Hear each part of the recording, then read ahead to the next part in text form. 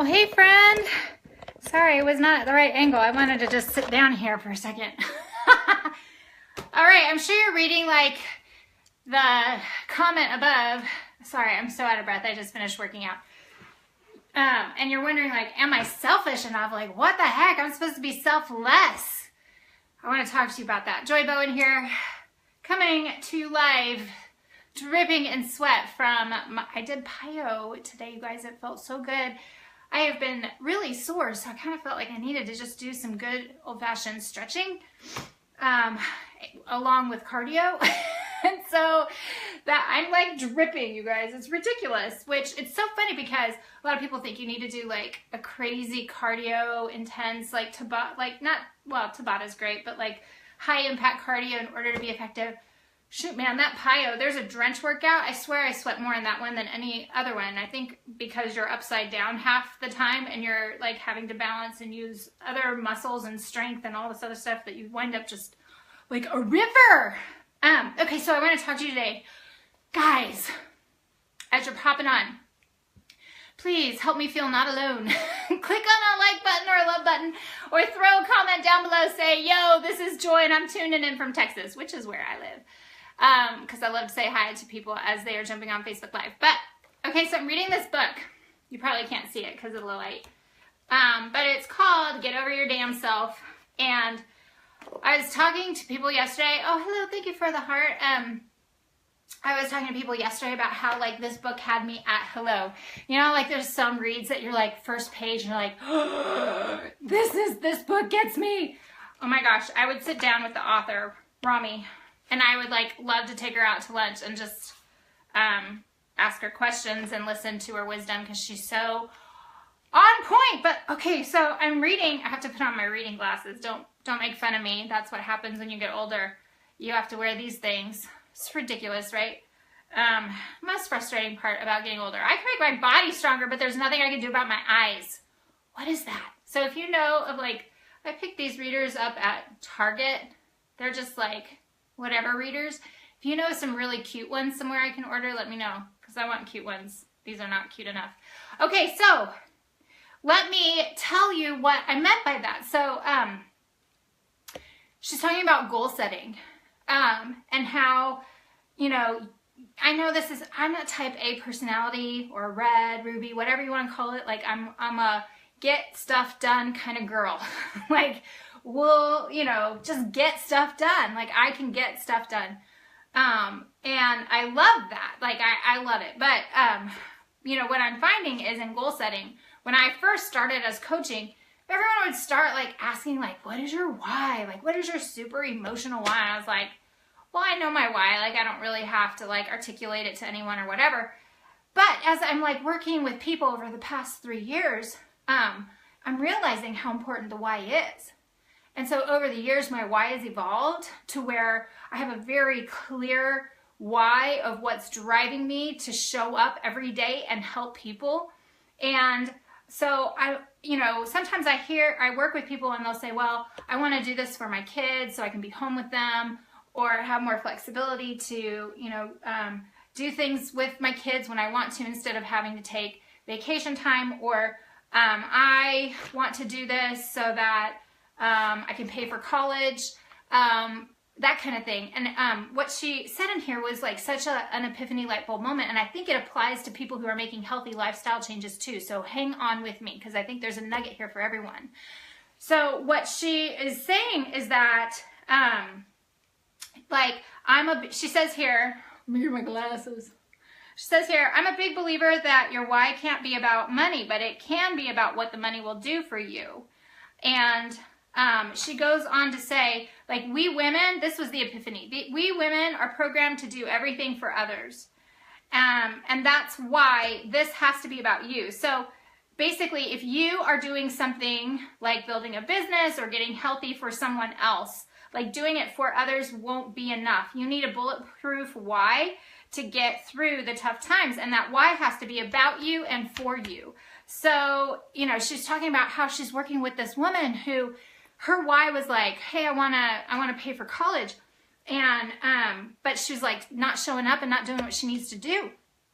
And so the author was like, well, obviously that's not your why, because if that was a powerful enough why to pay for college, like you would be showing up and doing that. And the woman like breaks down into tears. And what the epiphany was is like her whole life had been about doing for others. And we should, as women, like we're programmed to do that, right? So when I had kids, like, I don't know, I wasn't programmed this way. This just like came in my wiring, lucky me. But like, I wouldn't want to eat like the fresh fruits and vegetables. I would save them for my kids. What is that all about? Like there is something in our DNA as women where we are programmed to do for others or sacrifice for others. And so if you're getting healthy or you're working a side hustle or a business and you're doing it for others, guess what? That is not enough, because it has to be for you. It has to be about you and for you. And so when she worked with this woman to drill down on like what her real why was, someone's laughing. She realized, is that because I didn't eat the vegetables? She realized that her whole life had been about sacrificing for her kids. So the idea of doing like one other thing to sacrifice for her kids wasn't motivating. It was kind of like dragging, right? Because it's like continuing to take a withdrawal from a bucket that doesn't have anything in it. Like it's empty. But she drilled down on her why, and she realized that like this same woman who was unmotivated to do what she needed to do to pay for college for her kids became super motivated when she realized, I want something for me. Like my kids are off in school and they're living their lives, and I've sacrificed my whole entire life, and I realized like there's nothing left for me to do. And I feel empty because I don't have a purpose. And I feel like this could be an opportunity to like give me direction and purpose and passion and, you know, something outside of what I've done my whole life, which is sacrifice for everyone else around me. When she drilled down on that why, because it was about her and for her, which feels super selfish, right? Because it's so anti like programming for women. She suddenly like shifted her activity. Her activity followed because the why was about her and for her. Same is true when we're trying to like get healthy, right? So like if you're doing it because you should for your husband, or you know you really want it to be healthy for your kids, so that you know like you're around longer for your grandbabies, or you're doing it for your grandbabies, like guess what? Like if you're not actually putting action behind that why, it's not your why. Your why has to be in and about you and for you. So for me, like I think the reason why my why was so powerful and motivating at the beginning is because I wanted it for me. Like I didn't do it for my husband, I didn't do it for my kids, I didn't do it for my family.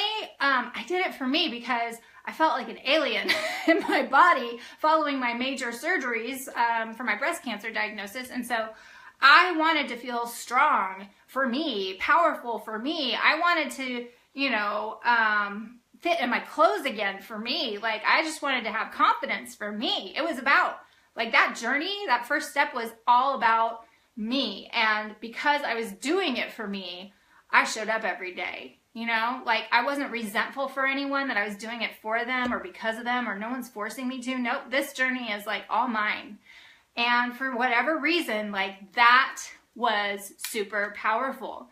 So I guess like I share that today because as I was working out, like I kept just mulling on that over and over in my head, is like, oh my gosh, like she's so right. As women, we are so programmed to just give and give and give and do for others and on behalf of others. And while that's all what makes us unique and special, when it comes to motivating us to maybe get outside our comfort zone, maybe that's not the motivating factor, and it's okay. It's okay to be selfish and want something for yourself, or do something for you, or have a goal that's only for you and not about like someone else. It's okay for you to have these dreams and goals and aspirations that are unique to just you, for you, only you.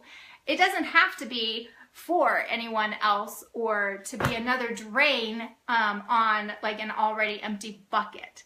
So if that is a revelation to you, because it was to me, I was like, oh my gosh, that makes so much sense. Like if I'm going to do something new and uncomfortable And I'm doing it because I'm paying for someone else to have a better life. I mean, like, we should feel motivated by that, right? We should want to. I hear you all about me. Yes, Nicole, totally get that. So like,